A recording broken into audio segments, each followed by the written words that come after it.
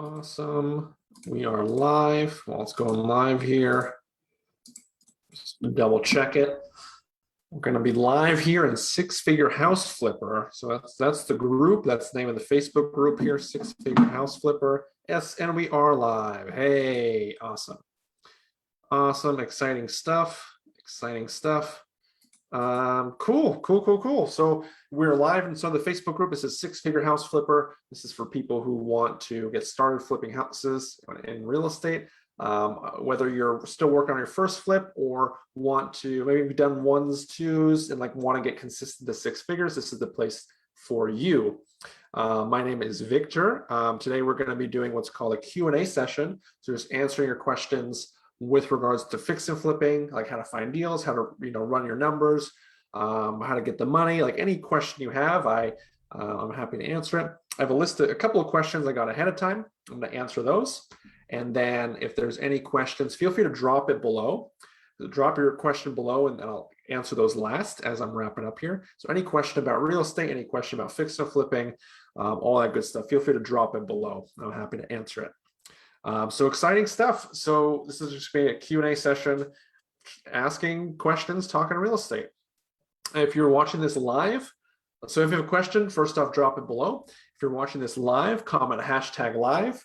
That's what we always do. If you're watching on the replay, comment #replay. And what that does is it helps like build engagement so more people can see it. If there's more people commenting, more people liking it, then it's going to show it to other people. What's really cool about real estate is like it's a community based activity. So it's very rare for someone to do a deal like 100% by themselves. There's inspectors, there's appraisers, there's contractors, there's sellers, buyers. So you never are on an island. It's all community based. So part of that is like building the community and like really sharing the message we have here and sharing this Q&A so others can benefit from it as well. So if you're watching on live, comment #live and #replay. A little more about me before I get into the questions here. Again, if you have a question, drop it below. I'll answer it here in a bit. A little more about me. My name is Victor. I am out of Gainesville, Florida. I am a full-time fix and flipper. So last year did about 20 fix and flips. This year, the goal is about 30. And yeah, just wanted to share my knowledge, and I hit six figures a little bit ago, and now my goal is 7 figures. So I'm just trying to level up there. So exciting stuff. I wanted to share some of my knowledge with you guys so you can learn as well. Let's get into it. I got my first question here. I should have written down like who wrote it. I did not do that, so that's on me. Where do you get your cabinets? So people ask like, where do I get my cabinets? There's a couple places. Honestly, a Home Depot cabinets like work just fine, especially for like the more affordable house range. Let's say 300,000 and below. Like I think Home Depot cabinets work great. I've used that before. I've also done, there's like a special cabinet type of maker here in Florida that I use. And what they have done, they basically ship it to you in parts, like you put it together and then you can, install it. So I've done that before. That was kind of for a higher end property. That one actually sold for 300,000. Actually, I can share it with you guys here. I can share it with you guys here. It was 1106 Northwest 31st Avenue. So this is where we did, oh, not wrong, 1106. 1106, 52nd Terrace. Yeah, let's try that again. This one sold for about 300. I don't have the 3D home view anymore, unfortunately. So this is the first, front of the house. Nice little house here. I want to show you guys the kitchen, so that's just why I'm pulling it up here. So these were like custom cabinets. You can see that like a little bit higher end. I can get some better pictures here. It's a little bit higher end, like not the typical standard, like a little more nice, a little more custom. They cost a little bit more too, by the way. And yeah, just a nice cabinet, like nice kitchen hardware. This was a granite countertop, and we just contrasted it really nicely. So you have these cabinets here, this countertop, and it's kind of like white versus black, which is really cool, really modern. We also put this here on the side. It's like more storage space because this kind of kitchen was a little bit small. But yeah, this one was like special ordered. So this one was special ordered. I can't remember the company for the life of me. I had a contractor order it for me. But basically, I think this was last year. I think we did this one. When did we do this one? December. But we bought it. I think we bought it about a year ago. So that's that. So that's that was more like a custom cabinet. So there's nothing wrong with Home Depot, but kind of tailor it to the property and tailor it to the market. If like everyone else has custom cabinets with granite countertops, you want to do that. If all the other comps in the area are like laminate countertops, it doesn't really matter. That's fine too. There's nothing wrong with that. So that's where I get my cabinets. Typically, I leave that up to the contractor though. What do you do if you want to if you set up your LLC and you want to invest out of state? So this is actually a student of mine. I wanted to answer it. I answered it to him specifically, but I wanted to bring it up here because it's a good lesson. He lives in Nevada, wants to buy property in Tennessee, which is awesome. And he was asking like, okay, well, do I need some sort of like out of state foreign designation, anything like that? Answer is no, and you don't need any sort of outside license, nothing like that. I've worked with investors. I think I've worked with one in like North Dakota, bought in Florida, bought in North Carolina, excuse me. That was no problem. I had one of my first money partners had a Washington State corporation and bought in Florida. Not a big deal. There's also like a special designation. Buying property is buying property. So there's nothing like that crazy or that fancy that you have to do. So he was asking like, okay, is there any sort of special designation, foreign investment designation? I can't remember what the term was, but short answer is no, which is good because then you have to jump through all these hoops. You're buying property, you're making a neighborhood nicer through your efforts. So that's exactly what you should be doing. So I've seen people do like Nevada corporations and buy in Florida. I've seen all types of things, California and buy in, whoever. But I wouldn't overthink it when it comes to that stuff. So as long as you have a solid LLC, that's the other thing I'd recommend. So don't just buy your personal name, buy with an LLC because you get some additional legal protection. Heaven forbid things go south on that property, boom, shut that one down. It doesn't affect you or your personal assets. That's how I have mine set up. So LLC out of state, just to answer that. I got asked this question on one of my posts. So I wanted to answer it. Do I ever fix it up and rent it out, or do I mostly just flip it? Yeah, so I mostly flip it, honestly. I just enjoy the flipping process. I've done rentals. I've made a handful, I've made 2 rentals, maybe 1 rentals, but I'm actively trying to sell them, honestly, is where I'm at with those. I just like the flips. There's nothing wrong with rentals. I just inherently like the flips, and part of me and like where I'm at right now in life, like I want to scale and do more, and doing flips might slow that down as I see it, because with flipping it's like you're in, you're out, big check, okay, move on to the next deal. You can use that big check towards your next deal. With rentals, you tie up a little more money. Even if you're burring, you typically tie up a little more money. So that's how I'm looking at it nowadays. Like my goal is 30 flips this year, and then I want to up that to maybe 40 flips next year, and just kind of up it. So I'm pretty happy with the flips. There's nothing wrong with renting, but that's just my personal thing. I do recommend, this is great advice for people just getting started, like do a flip, do a rental, do a flip, do a rental. What's the reasoning behind that? Well, when you do a flip, let's say you're gonna make potentially 20, 30, 40,000. That's great, congrats. So you made that 20, 30, 40,000, then you can put that as a down payment into a rental. And then you can just rinse and repeat. If you do it the other way, if you do rental first, like all your money's tied up. So for you to do another deal, you gotta save, and then maybe in a year or 2, then you can do a deal. But this way, like flip, rental, and now you can just buy rentals. As quick as you can do flips, you can buy rentals, which is really cool. That's really exciting. So there's that aspect of it. So flip rental. Also, when people are getting started, like what would benefit you more? Like if I could write you a $30,000 check and put it in your bank account, like, would that impact your life financially more, or would a $300 a month impact your life more? For most people, it's like plus 30,000 in the bank is huge. That's life changing. You can pay off some debt, just have like be more comfortable. If you want to take a vacation, you could take a vacation. So it's like little things like that really add up, where it's suddenly like, whoa, 50, like plus 30K is huge. With 300 a month, again, that's cash flow. That's great. Nothing wrong with that. But like, what are you going to do with $300? Like, that's barely a car payment. That's, a quarter of a mortgage. That's maybe a cell phone bill and maybe a nice night out to eat once a month. So like it doesn't get you as far. So I'd rather you plus 30,000 in your bank account. It's like, okay, cool. That can really take me somewhere. So that's my rant on flips versus rentals. So that's my recommend for beginners, like do a flip. The other thing, because I'm on this topic, why you want to do a flip first is just because you are in and out. Like, yes, you're going to make mistakes because you're a beginner, but like you're going to make mistakes, and that's okay. With a flip, like you're done with it. If like you're like, okay, move on in the rear view mirror. If you do a rental, like let's say you make a mistake, you're stuck for that with that for 2, 3, 5 years with that mistake. That's not great. Like some properties I'm happy I flipped because I made those, made those types of mistakes. So flip rental, folks.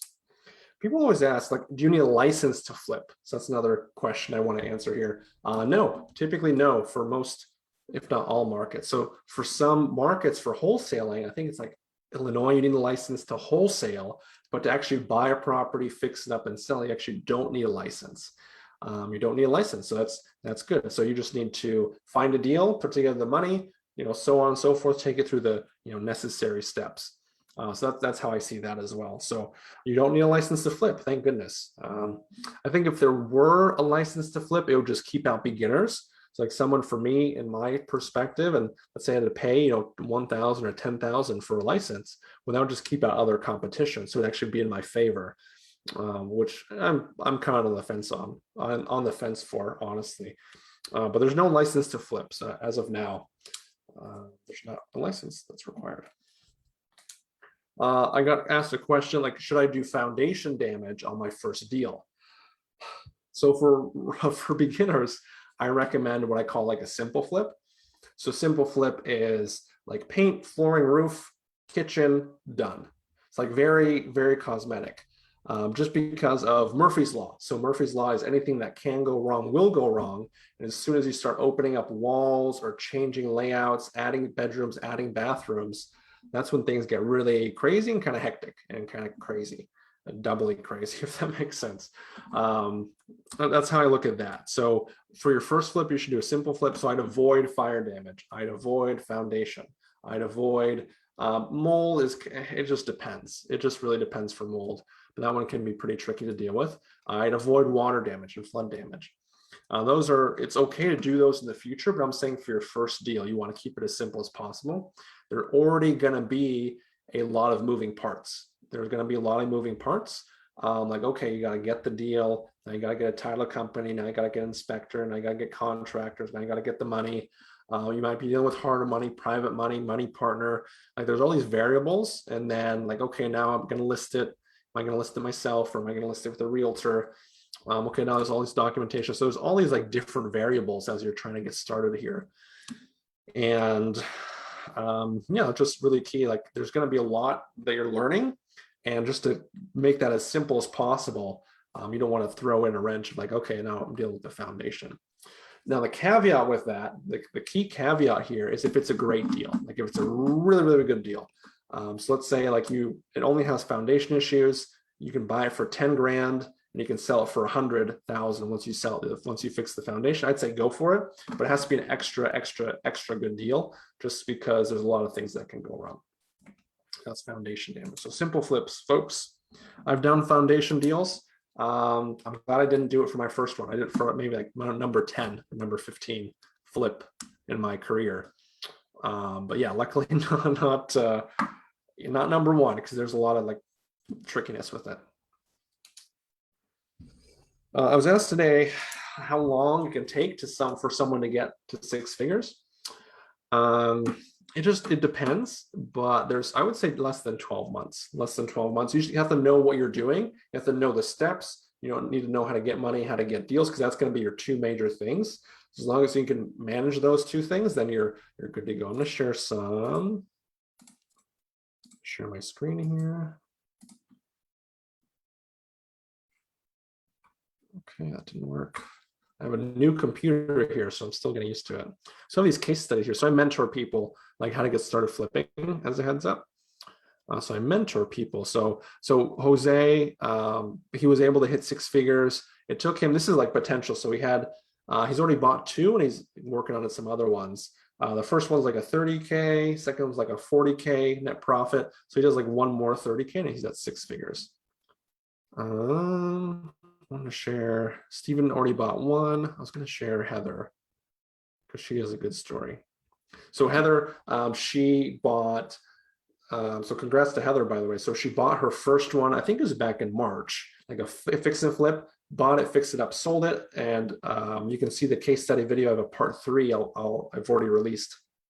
And she, I think it was like a 34K net, something like that for her first one, bought her second one 2 weeks ago, and then bought her third one today, and also sold her first one today. So congrats to her. But she has been with me since about November-ish. So she's been with me about eight months. So she's at that six-figure mark, 3-4 deals. That's why I like flips so much. Do 3-4 deals per year at 30K each. That's six figures. So it's definitely possible to hit six figures within your first 12 months. Like it's 100% possible. People have done it. It's doable as well. So that's where I kind of set the bar to hit six figures in that 12 months. And that's life-changing for a lot of people. You might be making 30K, 50K, even 80K. And just to take control of your own life, have that freedom, be your own boss. There's a lot of value in that. Freedom in your schedule and flexibility there. So all of that's really exciting. But really 12 months. This is going from zero beginner to six figures. So that's how I look at that. What's really key, it takes most of the time. I'd say first 6 months is going to be like getting your first deal, because there's going to be a huge learning curve. And there's going to be a huge learning curve. Like, okay, what is escrow? What is a wholesaler? What is this? What is that? How do I work with contractors? So I'd say like the first 6 months is getting your first deal. And then I'd say the next 6 months is like getting deals number 2, 3, and 4, most likely, because it just speed up, because your first deal is your hardest. But as soon as you do your first one, like everything clicks. It's like, okay, I know what I did to get that first one. I just got to do that same thing over and over. And it just becomes easier and easier. That's what I've experienced too. Like your first one's your hardest, but on your second one, like you can use the same contractors, use the same title company, you can use the same inspector, blank, blank, blank, continue. You can use the same realtor if you want to list it that way.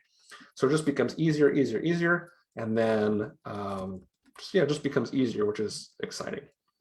That's how I look at that. So I'd say, 12, and if the other variable is like how much work you put into it. So if you're like 80 hours a week, like that can be quicker.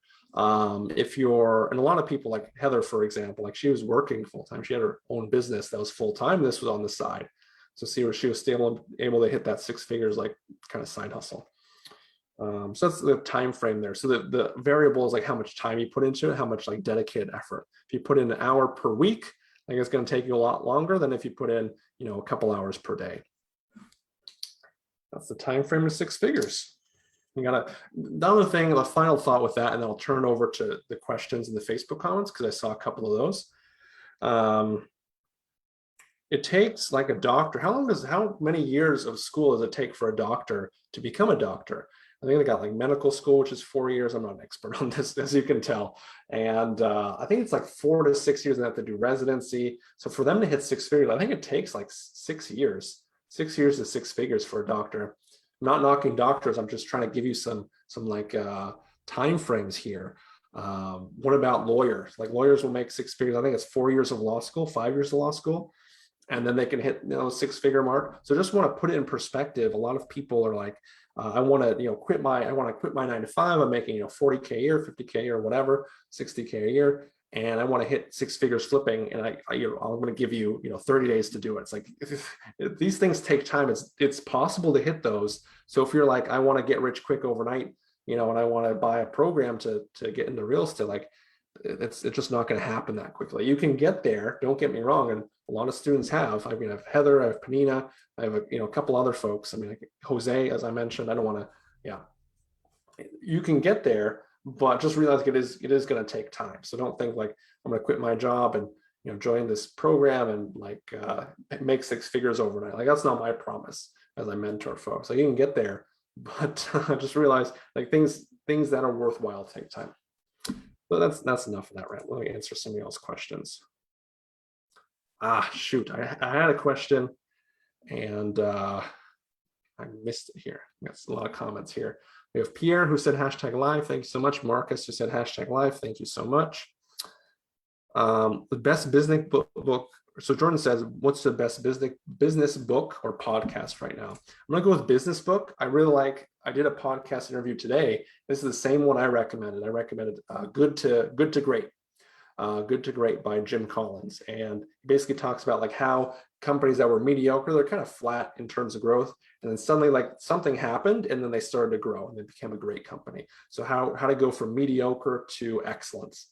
And it's just a really great like breakdown and understanding and like real deep dive into how those companies did it. And he looked at all these different companies, like how they were able to make that transformation and all the insights there. Like if a company is great and it's always great, it's easy to discount it, like a Microsoft or an Apple or Google. Like it's always been great, so it's always been up and growing and all that good stuff. But if a company is mediocre and now it's suddenly great, you can see that comparison really, really nicely. So that's a really good book, Good to Great by Jim Collins. I think there's another one. We got Scott saying hashtag live. Thank you so much. Mona says how to avoid overdoing during renovations other than kitchen and bath. Where do you put more money in fixing and replacing? Okay, so that's 2 questions. Let me answer those. How to avoid overdoing during renovations. I would, as you're buying the property, like set a budget and know what it is and stick to it as much as possible. So if you say, hey, I'm going to spend $5,000 on the kitchen, make sure to only spend $5,000 on the kitchen. Don't say like, hey, what if we did this extra frills and did this extra thing, then did this extra thing, did this extra thing. And then suddenly it's like not a $5,000 kitchen, but a $10,000 kitchen. So you just have to have that discipline and just like, hey, this is the budget. This is what we need to stick to. So just having that discipline and sticking to it, I think is that first question. Other than kitchen and bath, where do you put more money in fixing and replacing? I'd say paint is key, flooring is key. The rest, maybe like light landscaping, lawn mowing. It creates a lot of value, makes it look nice. So those types of things is what I recommend. That's where you can really make your money back. I think that they did a study and the ROI, like the return on investment. So we're investors here, so we're all about ROI. We want to put in money, we want to get more out. ROI for painting is 110%. So if you put $100 into painting, you're going to get out $110 in terms of additional value. So that makes it worth it. That makes it 100% worth it because suddenly like you're getting more money out than you put in. That's like kitchen, bath, flooring, paint. If you do those things, like you can really like make a house look really nice. I think the other thing would be like the mechanicals. Like if the HVAC doesn't work, or the roof has a hole in it, or like the plumbing is leaking, or what else would there be? Electrical doesn't work. It's going to be hard for someone to get financing.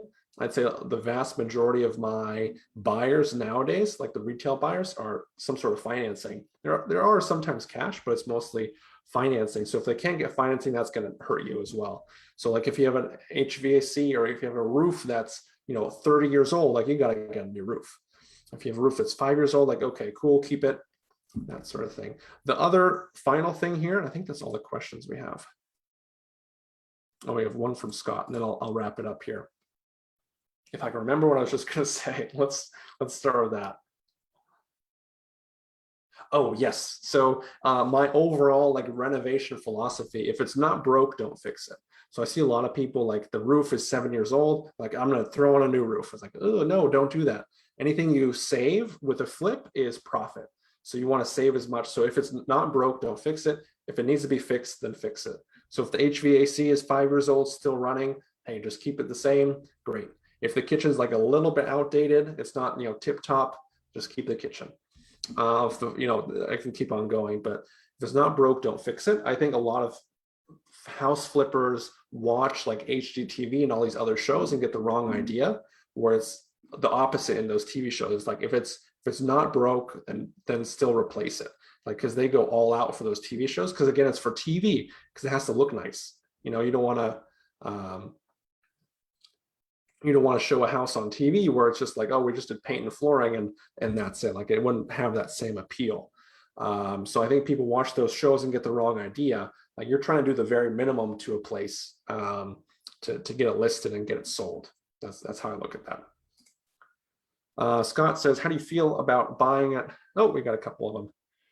Scott says, is it better to use your money or hard money loans? I'd say, this is actually a good question, Scott. I appreciate it. I'd say for your first deal, I would use hard money loans just because I want you to first go through the process of that, just so you're comfortable with it for future deals.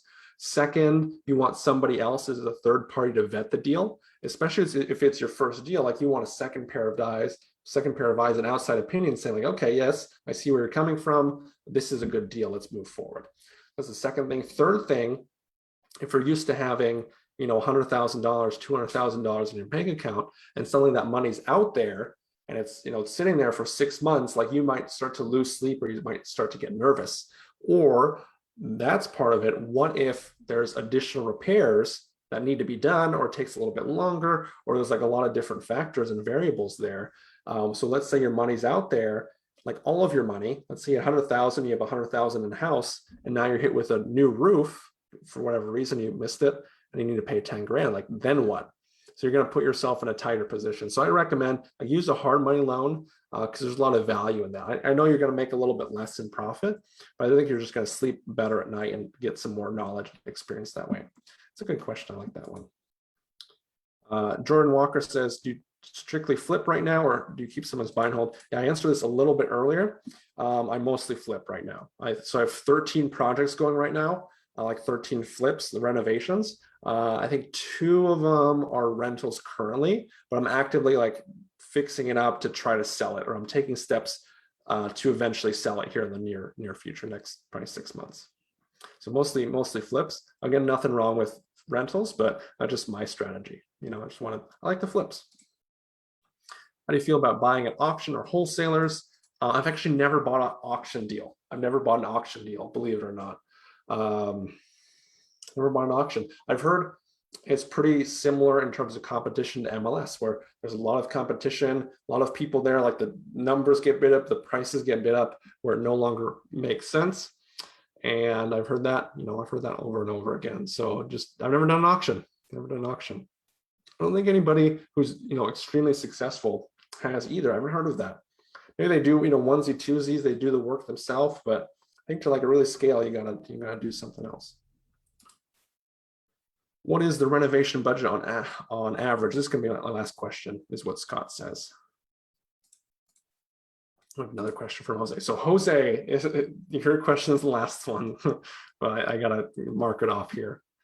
Okay, so Scott says, what's the average renovation? I'm looking at my portfolio. So there's a link, and I can drop this. I'm gonna share my screen here. You can see all the flips I've done. I'm gonna drop this in the link before. Jose's is the last question. I'll answer the rest of them afterwards. So on this one, we spent about 45 grand. On this one, we spent about 25 grand. This one we spent 13 and a half. That was paint and flooring. That wasn't bad at all. This one was 11 and a half. This one was a little under 10 grand. This one was 38 grand.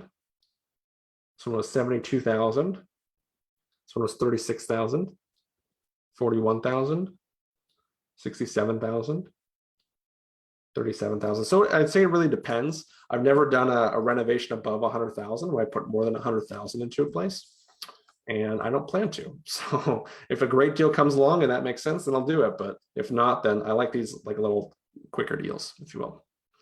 Hopefully that answers your question. So I'd say it depends. I'd say 10,000 to 30,000 is probably the sweet spot. Very cool. Jose, and this is the last question. So sorry, guys. How much do you pay in taxes when you do the flip on capital gains?